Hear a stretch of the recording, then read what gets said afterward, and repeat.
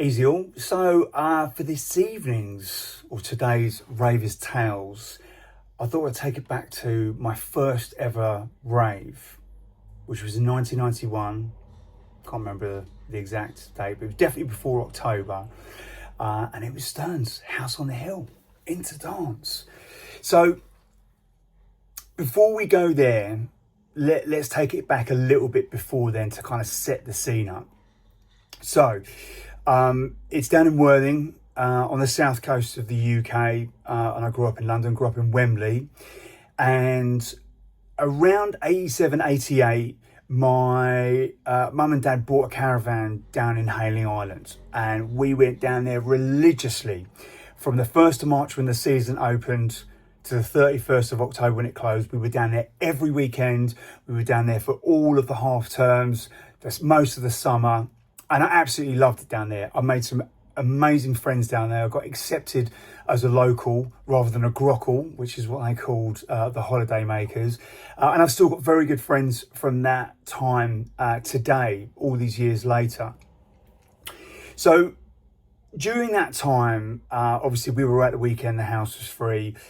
We made these great friends. We got into all kinds of shenanigans.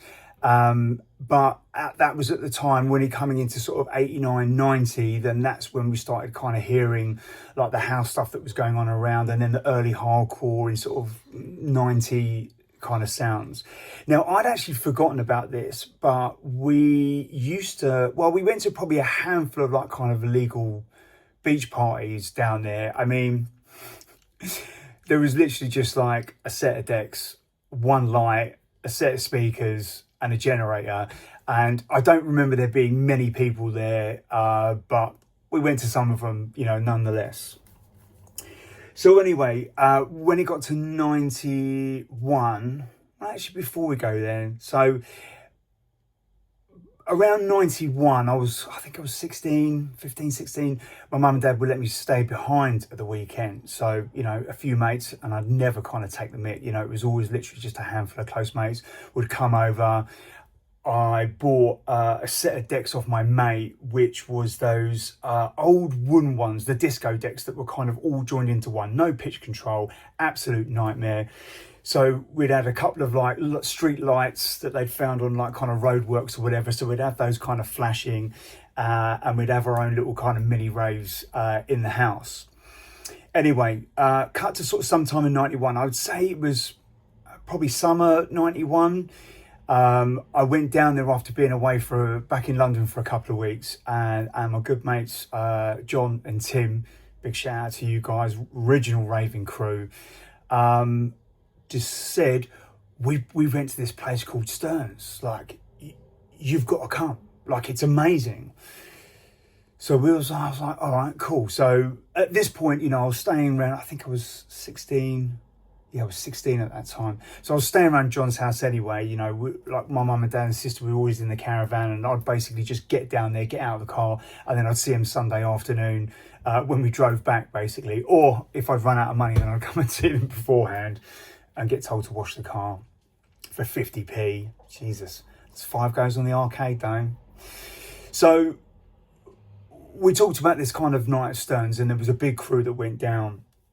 And, I remember us kind of driving up there, and I didn't really know what to expect. So, at this point, we're listening to Weekend Rush, we're listening to When I Call wasn't on until November, Defection, probably should have thought about this before. Touchdown, maybe that came later actually. Anyway, whatever the stations were on around sort of 91, me and my mates and John and Tim down in Hayling, we're all listening to we're recording tapes like Red Ant, Remark, all those guys that were on Weekend Rush and Defection. Used to love Defection, Blue Dread and Space, but that was Touchdown again. I think that was Tony J a little bit later on. So my experience of the music was just, either listening in a car when we would park up the night, sometime during the week, or you're around at someone's house and you're not really blasting it out, but you listen to it, you're buying, we started to buy records then, or bought a few records, as much as I could afford with my job at the greengrocers. And that was it, right? So going to Stern's, I really wish I could kind of remember how I felt. I'm sure I felt nervous and anxious and anticipation and excitement and all those things, right? And we got there, and I'm actually getting goosebumps. Just that feeling of walking in there, the friendliness, the people, the smiles, the music, the fact that, and for those of you that have been to Stearns will know, it was on multiple floors. You had the top floor, the garage, then there was the underground. And I'm pretty sure I split up with Tim and John and the other guys that we were with as well. But I remember that not bothering me. In fact, to be honest, that was pretty much my MO going to most nights. We'd all go together. I just love wandering off, chatting to people. You'd catch me in the toilet for like an hour, just chatting rubbish to whoever. And I remember just exploring, and it was a bit daunting because obviously, with so many kind of pathways and stairs and going up and going down. But I just remember just absorbing this energy that was at Stearns, the Interdance crew, each and every time, out to James and all and Steve and all the Stearns reunion guys, still putting them on. And I think I'd really only kind of explored like the middle floor and the top floor, right?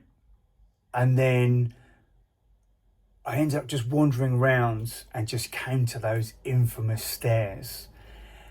And I've got a vague memory, and I get a lot of these, I went there, I don't know, probably 10 times. So there's probably memories and stuff that's all merging into each other.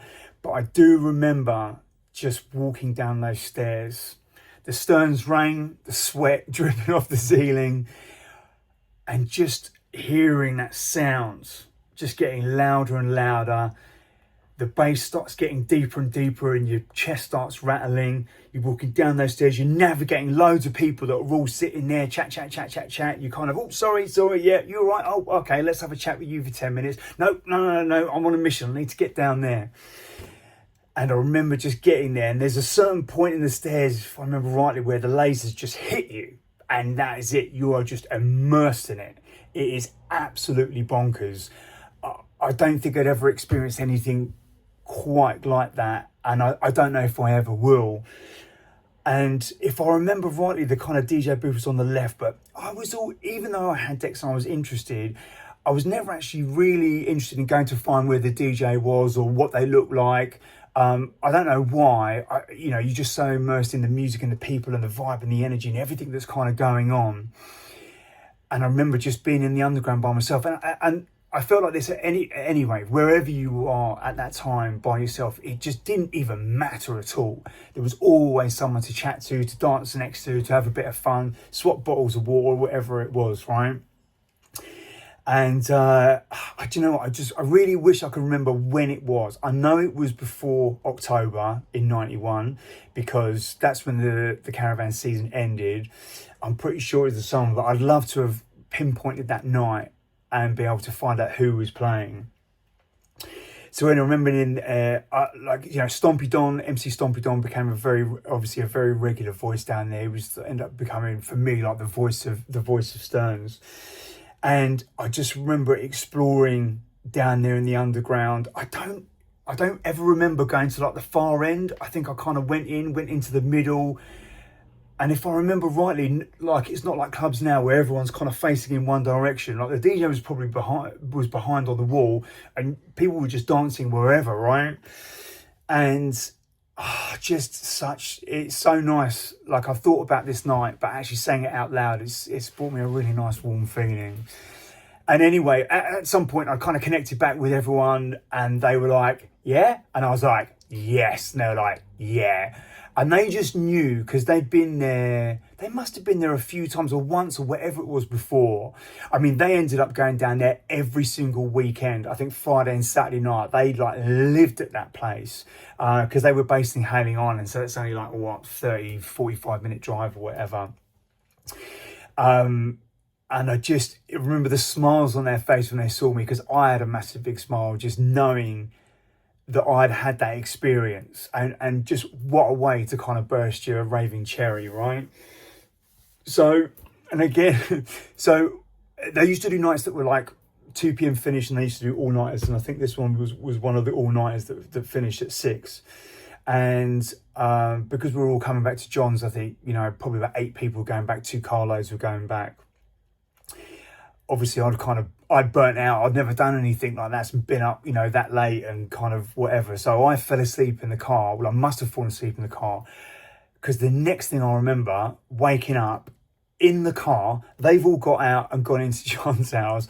I woke up and like, what is going on? It was broad daylight. It was like, you know, it was the middle of the day. I was on this street outside a house in a car, and I'd got out, and I remember going into John's place, and they're all still up, and they'd been up. So I can't even remember what time it was, but just an amazing first experience. I really am so grateful that I'd had that as a first experience. And of course, coming back to Wembley on the Sunday night, I was like, boys, we need to go out. We did a couple of weeks later, or a week later, and I'll tell you about that in a little bit more detail, but it was a night called Imagination that was in Liverpool Street. And again, I got to experience those guys hearing the music as it was intended to be heard, and everything that was encompassing it, right?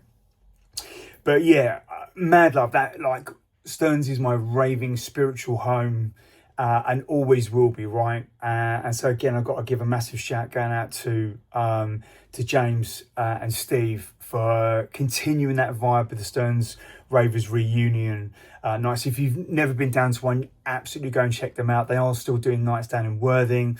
Hopefully I'm going to be back down there this year, 2025, at some point. But I do remember, just to kind of sign off with, when I got asked to play there, I think it was 2022, 30 years after I'd kind of started going there, I got asked to play at the event. And I don't know if James and Steve really know this, but I'm sure I did tell them. But what that meant to me was absolutely phenomenal.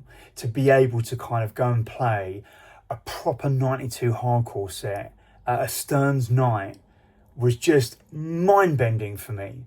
You know, if I'd put myself back to that kind of 18-year-old and thought, you'll be playing for them in 30 years' time. I mean, I think you could probably say that about most things, about whether tapes would still be iconic and nights would be iconic and flyers would be collectible, and DJs and producers are, you know, a lot of them are still doing what they do today, right? But yeah, mad love for those guys, and for everyone that's involved in the Stearns Ravers reunion. Last thing I'm going to say is, so I don't really have a mad plan for these. I've just kind of got probably 8 or 9 nights that I remember as best as I can, that I wanted to kind of document and share. And I'm really interested to hear everyone else's stories as well. As I say, I've interviewed some great producers, DJs, promoters, label owners, engineers, etc. And now I think it's time for the Ravers to tell their story, Ravers Tales, right? So thank you. I was a little bit overwhelmed with the amount of people that messaged me with their stories.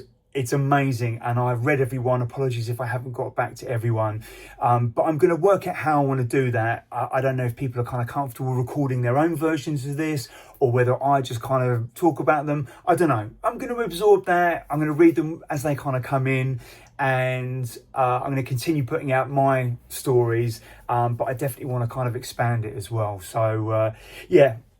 Look, I hope you enjoyed, my version of Stearns. I know that there are thousands more, so I would love to hear your version down in the comments. And of course, like, subscribe, ring the bell, all that kind of jazz. Until the next tale.